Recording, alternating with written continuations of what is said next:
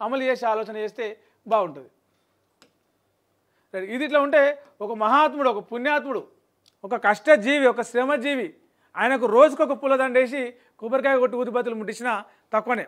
ఎందుకంటే అంత పని చేస్తుండే ఆయన. ఎంత పని చేస్తుండే అంటే ఒక్కడే 4 ఆఫీసులలో పనిచేస్తూ 4 జీతాలు తీసుకుంటున్నాడు. సాధ్యమా? అది ఒక 4 ఆఫీసులలో పనిచేసి సాధ్యమా? ఈ 4 ఆఫీసులు చూసరికే సగం పొద్దు పోతుంది. మళ్ళీ ఆయన ఎవరు? Out sourcing. ఆయన నెలకు 160 కోట్ల రూపాయలు ప్రభుత్వ ఖజానా నుంచి మంచిగా గవర్నమెంట్ గల్లపెట్టకెళ్ళి తీసుకుపోయి ఇంట్లో గల్లపెట్టి నింపుకుంటా ఉన్నాడు. రాష్ట్ర ప్రభుత్వంలో అవుట్ సోర్సింగ్ సేవల పేరుతో భారీ స్కామ్ వెలుగు చూసింది. ఒకే వ్యక్తి 4-5 చోట్ల పనిచేస్తున్నట్లు రికార్డులలో చూపించి మహామేధావి ఏలుంటారో చెప్తే పోయి మనం పూలదండ వేసి ఒక ఫ్లెక్సీ కటౌట్ పెట్టి బ్యాండు ఊరేగింపు చేసొద్దాం. 4-5 చోట్ల పనిచేస్తున్నట్టు రికార్డులో చూపి ప్రతి ఏటా 100 కోట్లు కొల్లగొట్టి వాటాలుగా పంచుకుంటున్నారట. అసలు విషయం అర్థమైందా? ఆ ఒక్కడు లేడు, ఏం లేడు, ఒక్కడే. ఫర్ ఎగ్జాంపుల్ మళ్ళీ పుల్లే అని పేరు పెడితే ఏ పుల్లే ఫీల్ అవుతాడు, మనోభావాలు దెబ్బతింటాయి. సరే, ఫర్ ఎగ్జాంపుల్ రమేష్ అనే పేరు తీసుకుందాం. రమేష్ అనే వ్యక్తి గవర్నమెంట్లో 4-5 శాఖలు ఉంటాయి. ఆ శాఖలో ఉంటాడు, ఇరిగేషన్ శాఖలో ఉంటాడు, ఎడ్యుకేషన్ శాఖలో ఉంటాడు, మున్సిపల్ శాఖలో ఉంటాడు, ఎలక్ట్రిసిటీ శాఖలో ఉంటాడు, ఇంకో శాఖలో ఉంటాడు. ఆ శాఖలో అవుట్సోర్సింగ్లో పనిచేస్తున్నట్టు ఇలా సెలవు ఉన్నట్టుగా అక్కడ రికార్డులలో ఉంటుంది. ఈ 5 జాగాలల్లో నిజానికి అసలు ఈ రమేషే ఉండడు. రమేష్ పనే చేయడు. రమేష్ ఎవరు కూడా ఎవరు తెలియదు. రికార్డులో మాత్రం ఉంటుంది, నెల నెల జీతం పడుతుంది అకౌంట్లో. ఈ 4-5 ఏమంటారు ఈ ఆఫీసులల్లో ఆయన పేరు ఉంటుంది, ఆయన పేరు మీద ఏమంటారు అటెండెన్స్ ఉంటుంది, నెల నాడు జీతం పడుతుంది. కానీ ఆ నెలనాడు నెల రోజులు ఆయన చేసిన పని ఏం కనబడదు ఆడ. ఇట్లా ఒక గ్రూప్ ఏర్పాటై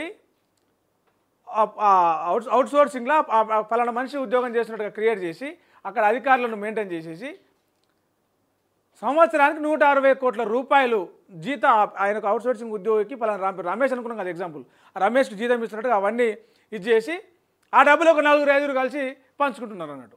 ఏడాది సరే 5 పెట్టుకున్నా 40 కోట్లు, 30-40 కోట్లు ఒక మనిషికి ఏడాదికి. ఎంత పని చేసి వస్తాయని 30-40 కోట్లు? అవి పని చేసేవానికి కూడా రావు కావచ్చు.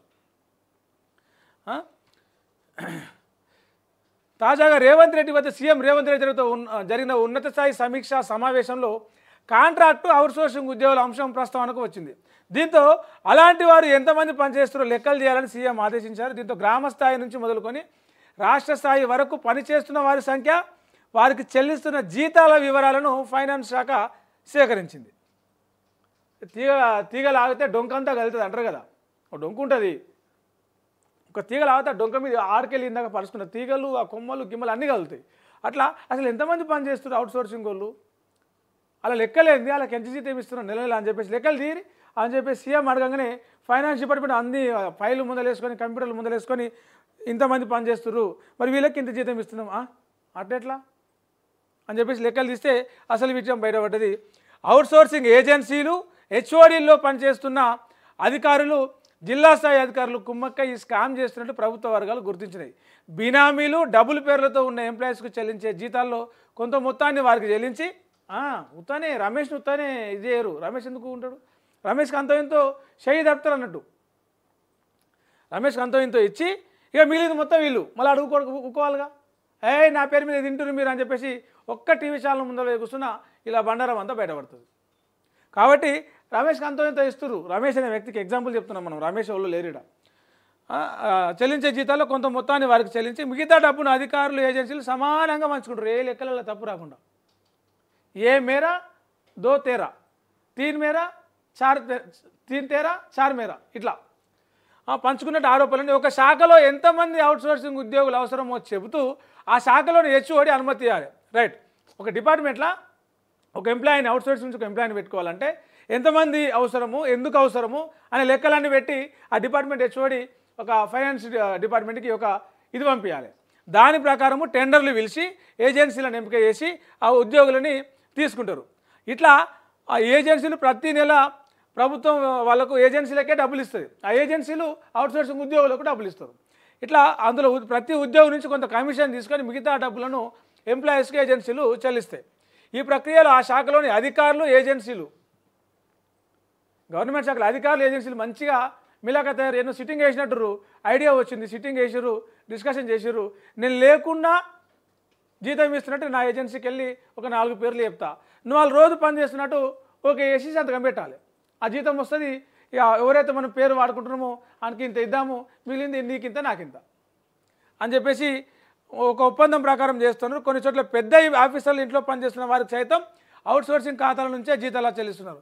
అందుకే ఇంతకాలం ఎక్కడ ఈ విషయం బయటకు పోకలేదు. పెద్ద పెద్ద అధికారులతో ఇందులో పనిచేసే కూడా అది అవుట్సోర్సింగ్ వాళ్ళే ఉన్నారట. మనకు జీతమేమో 20,000 ఇస్తారు, గవర్నమెంట్ లెక్కల మాత్రం 40,000 ఉంటుంది. మళ్ళీ ఆడు ఎగ్జాంపుల్ చెప్తున్నా, కలెక్టర్ ఇంట్లో ఆడే ఉంటాడు, ఓ ఎస్పీ ఇంట్లో ఆడే ఉంటాడు, ఇట్లా నలుగురు అధికారులు ఇంట్లో ఒకటే పని చేసినట్టు చూపిస్తారు. అది ఇప్పటివరకు అవుట్సోర్సింగ్ సేవల డేటాను అన్ని శాఖలు ఇచ్చినా ఇప్పటివరకు హోంశాఖ మాత్రం నివేదిక ఇవ్వలేదట. ఈ విషయం ఇది ఇప్పటికే డీజీపీకి లేఖ రాసినా కూడా స్పందిస్తలేదట. మరి చాలామంది పోలీసు బస్సులు మనం కరెక్టే చెప్పుకున్నాం, పేర్లు ఫ్లోలో చెప్పినా కూడా ఎస్పీ అని సిఐ అని కరెక్టే చెప్పుకున్నాం. చాలామంది పోలీసు బాసులు అవుట్సోర్సింగ్ ఉద్యోగులు స్టేషన్లు హెడ్ ఆఫీసులో పనిచేస్తున్నారని చెప్తూ వాళ్ళతో సొంత పనులు చేయించుకుంటున్నారట. సినిమాలలో చూసినా మనం, ఇప్పుడు నిజంగా అవుతుంది చూడండి. అది ఇక్కడ అన్ని శాఖల్లో సుమారు 127,000 మంది అవుట్సోర్సింగ్ ఉద్యోగులు పనిచేస్తున్నారట. అందుకు ప్రభుత్వం ఏటా 1,200 కోట్ల రూపాయలు జీతం చెల్లిస్తుంది 127,000 మందికి అవుట్సోర్సింగ్. ఇందులో బినామీ డబుల్ పేర్లతో ప్రతి ఏటా 160 కోట్లు మింగేస్తున్నారు. 1,200 కోట్లలో 160 కోట్లు బినామీలు, ఉద్యోగులు లేకపోయినా పని చేయకపోయినా లెక్కలు చూపించి అలా హాజరేసి ఆ పైసలు తింటున్నారట. ఇట్లా అన్ని శాఖల్లో కొనసాగుతుంది. ప్రధానంగా మున్సిపల్ శాఖ, హెల్త్ శాఖల్లో పెద్ద ఎత్తున అవుట్సోర్సింగ్ సేవల పేర్లలో అవినీతి జరిగిందట. మున్సిపల్ శాఖలో ప్రధానంగా జిహెచ్ఎంసీలో 4,000 మంది బినామీలు ఉన్నారట.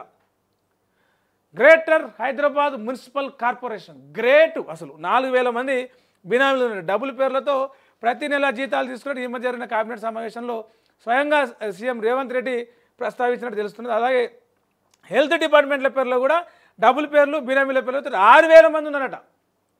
వాళ్ళు 6,000, వీళ్ళు 4,000, 10,000 మంది, 2 శాఖలలో కలిపి 10,000 మంది ఉంటే ఇక ఎట్లా ఏం శాఖ? రిటైర్డ్ ఐఏఎస్ శివశంకర్, అందులో మాజీ CS Shanthikumari, retired IAS Shivashankar, finance principal secretary Sanjeev Kumar Sultania, IAS అధికారి రఘునందన్ రావు ఉన్నారు. వీళ్ళతో కలిపి ఒక కమిటీ వేసింది గవర్నమెంట్. ఇలా లెక్కేందో చూడు, ఇలా పతారేందో చూడు అని చెప్పేసి దీని మీద అధ్యయనం జరుగుతున్నది. అవుట్సోర్సింగ్ ఎంప్లాయీస్ అంశంపై శాఖ కార్యదర్శులు, హెచ్ఓడీలు ఎవరైతే ఉంటారో వాళ్ళతో అందరితో కలిసి ఫస్ట్ సమావేశం అయితే అయింది. కానీ త్వరలోనే ఈ వివరాలన్నీ కూడా బయటపడతాయి. ఎవరెవరు డబుల్ పేర్లు పెడుతున్నారో ఆ ఏజెన్సీలో ఆ హెచ్ఓడీలు ఎవరు సహకరించిన వాళ్ళు వాళ్ళందరూ కలిపి ఇది చేస్తారు. ఇప్పటికెళ్ళి ఆధార్ లింక్ చేస్తారు. అవుట్సోర్సింగ్ ఎంప్లాయీ అయితే ఆధార్ లింక్ వేసి ఆధారంగానే జీతం వేస్తారు. దానికి అవుట్సోర్సింగ్లో ఈ అక్రమంగా జీతాలు వేసేదానికి కొంత చెక్ పెడతానికైతే నిర్ణయం తీసుకున్నారు. ఒక మంచి స్టెప్ అని చెప్పొచ్చు దీన్ని. రైట్, ఇది